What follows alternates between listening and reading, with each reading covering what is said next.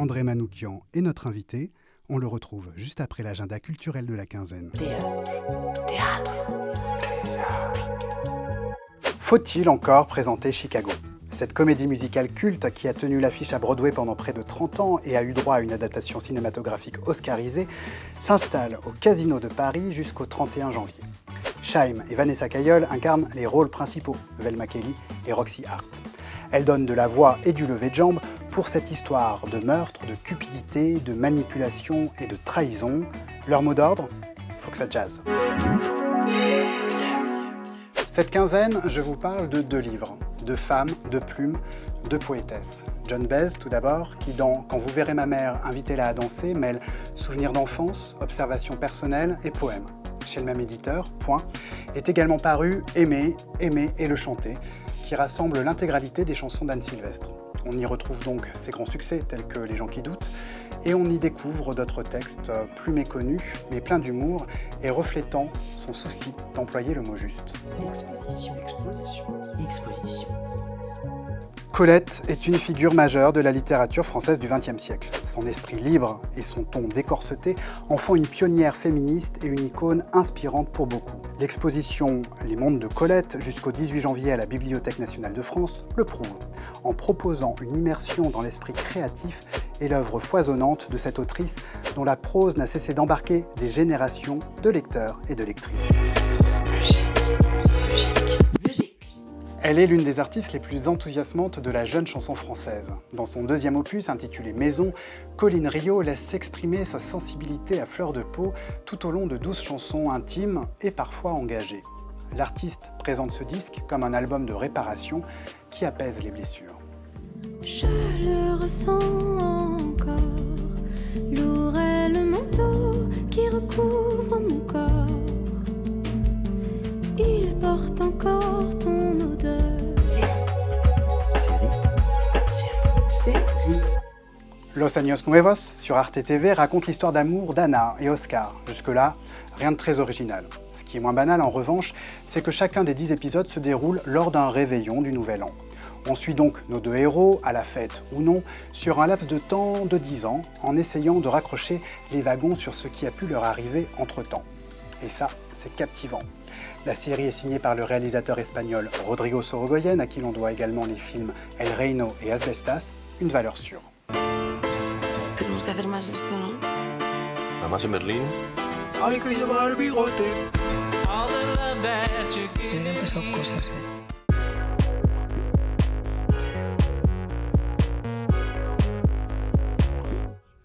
Bonjour André Manoukian. Bonjour.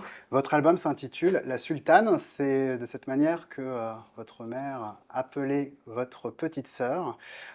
C'est aussi un album qui transcende les frontières musicales et terrestres par les origines des artistes qui collaborent avec vous. Mais est-ce que dans chaque projet, ça part toujours de quelque chose d'intime ? Alors en réalité, cette intimité-là, elle naît une fois que le morceau est là, il faut l'appeler. Pour le coup, ça va être le premier pas vers les autres. Quand vous composez, vous êtes avec vous-même et tous vos maîtres qui vous regardent. Donc, moi, j'essaye de tracer ma route, et c'est pour ça que la musique arménienne que j'ai rencontrée il n'y a pas longtemps, il y a une quinzaine d'années quand même, mais je veux dire, elle m'a offert tout d'un coup un bouquet de nouveaux sons, de nouvelles gammes, et je me suis dit, pour une fois que mes ancêtres m'amènent autre chose que de névrose, je vais en profiter. Et du coup, je joue avec tout ça.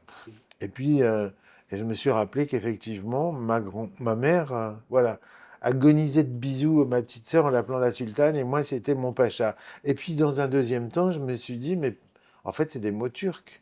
C'est des mots turcs que les mères arméniennes employaient. Et aujourd'hui, moi, j'ai envie de mettre le doigt sur ce qui rassemble. La Sultane, c'est un album que vous auriez pu faire il y a 10 ans, 20 ans, Non. 30 ans ? Non, j'en étais pas là. En fait, comme je bosse tous les jours, sans arrêt, j'intègre des nouveaux trucs. Et je vais vous dire un truc, la sultane, le thème, il m'est venu en regardant une masterclass sur le Sacre du printemps de Stravinsky. Et là, vous me dites, mais what the fuck? Quel est le rapport entre le Sacre du printemps de Stravinsky et la sultane? Il est qu'à un moment donné, Stravinsky va chercher dans une ballade russe dans une petite berceuse populaire. C'est 5 notes qui va agencer.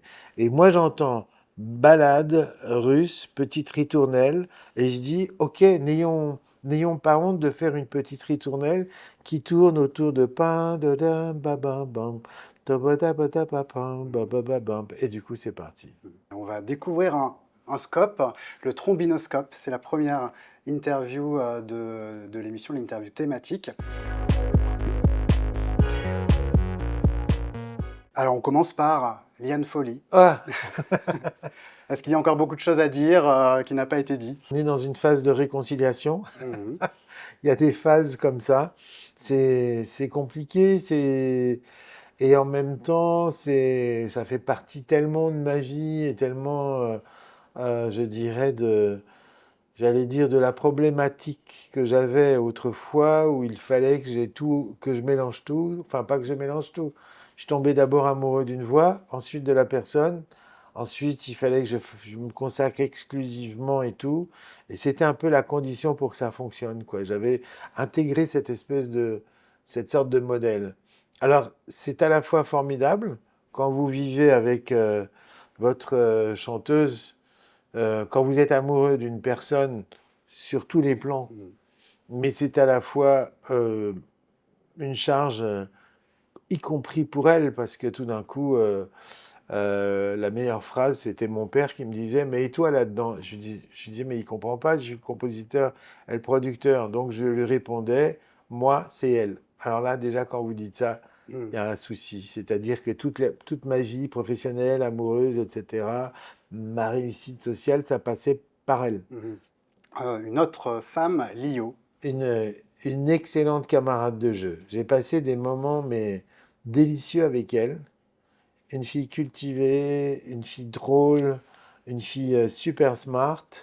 Et puis, je veux dire, elle a un moment où c'est une des premières à jouer, je dirais, avec les codes de la féminité, avec ce qu'on appelle, d'une certaine manière, le pouvoir féminin pour les femmes. Elle n'était pas... c'était pas un objet qui était là, soit belle et sexy pour que... Mais je veux dire, ça a été la première à revendiquer son corps, ses danses et tout ce qu'on veut, comme font aujourd'hui toutes les filles de la pop, depuis Rihanna, etc. Je montre mon corps, mais c'est mon armure. Je m'en fais un truc, mais c'est moi qui décide. Ouvrons le scope suivant, le plagioscope. Je vous pose des questions posées par d'autres journalistes à d'autres personnalités. On commence avec une question de Society à François Damiens. Vous l'avez déjà fait ce truc, comme dans les films, d'entrer dans un aéroport, regarder le panneau des départs et prendre un vol au hasard? Non, moi j'ai un autre rêve, encore plus, mais dans le même esprit. Par exemple, j'ai Laetitia qui m'appelle, elle me dit « Ton taxi est là pour aller à Levallois ». Je monte dans le taxi et je lui dis vous savez quoi, on va aller à Barcelone, en taco. Question un peu plus technique posée par Lire Magazine à l'écrivain et journaliste Paul Gasnier et à l'historien Gérard Noiriel. Quel rôle peut jouer la mémoire collective, selon vous, pour faire peuple? Pour faire peuple, très souvent, on convoque des trucs qui ne sont pas géniaux. Par contre, ce qui est intéressant, c'est quand vous rencontrez l'art. Et là, quand j'ai rencontré, moi, la musique arménienne, j'ai pas du tout été élevé dans un esprit communautariste. Mon père détestait ça.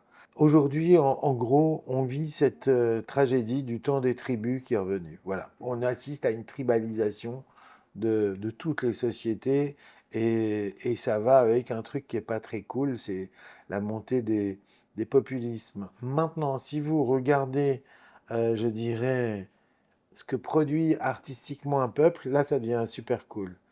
Pourquoi ça devient cool? Parce que à partir du moment où il y a une expression artistique, cette expression-là, elle parle à tout le monde. Donc tout d'un coup, vous présentez, je dirais, des attributs de votre peuple, mais qui sont compréhensibles par tout le monde. Ah, c'est pareil avec la cuisine, d'une certaine manière. Mais ça peut être avec la peinture, avec la musique, et tout d'un coup, on perçoit, je veux dire, sans que ça passe par le raisonnement, on reçoit des émotions qui sont particulières puisqu'elles ont j'allais dire, une nature particulière. C'est l'heure de passer au Manuscope. C'est votre scope à vous.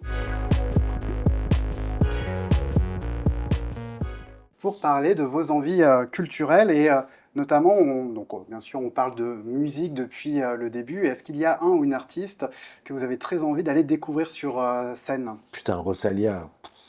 Oh là, là, pardon, j'ai dit putain. Enfin bref, je veux dire. Ça passe. Vous avez vu son dernier clip là? Oh, Berghain. mais voilà, ce que j'adorais à ses débuts, c'était que c'était la première fusion entre le flamenco et le hip-hop, quoi. Parce qu'aujourd'hui, la création, elle est obligée de passer par l'hybride. L'hybride, c'est quoi? C'est des rencontres, quoi.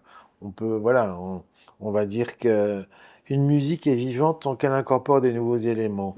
Cet alliage, il était génial, et maintenant, elle l'a encore transcendé, elle va encore plus loin. Il y a même plus cette couleur. Évidemment qu'il y a toujours cette couleur Spanish complètement dingue, mais quand on la retrouve dans sa chambre, elle rentre chez elle dans son appart avec l'orchestre symphonique qui joue, je fais mes pétards, et puis que d'inventions et que d'idées géniales, et puis tout d'un coup, la mère Björk qui déboule. Ouais, Rosalia, j'ai très envie. La prochaine question, ce n'est pas moi qui vais vous la poser, mais notre invitée précédente, Pénélope Bagieux. Je vais vous Waouh, j'adore. laisser prendre connaissance.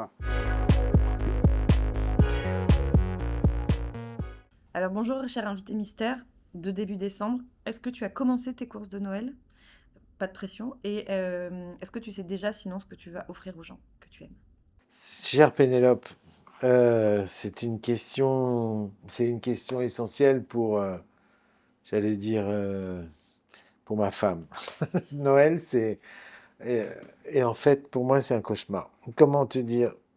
Non seulement j'ai pas fait mes courses de Noël, mais pour moi, Noël est une épreuve où il faut que je me raisonne à chaque fois en me disant, allez, sois sympa, souris, ça va bien se passer. André Manoukian, votre album s'intitule La Sultane. Il est disponible partout, en physique et sur les plateformes de streaming. Et puis vous êtes aussi en tournée. Alors par exemple, le 19 décembre à Pornic, le 20 janvier à Voiron, le 6 février à Bois-Colombes, le 13 février à Marly-la-Ville, et aussi une date à Paris, le 28 mars, salle Playel.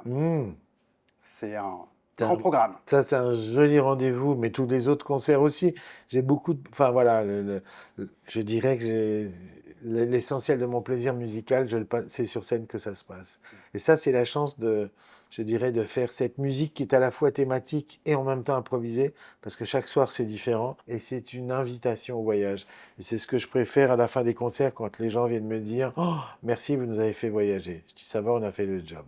Vous l'avez très bien vendu. André Manoukian, merci beaucoup d'avoir passé ce moment avec nous. Merci de m'avoir invité. Avec plaisir.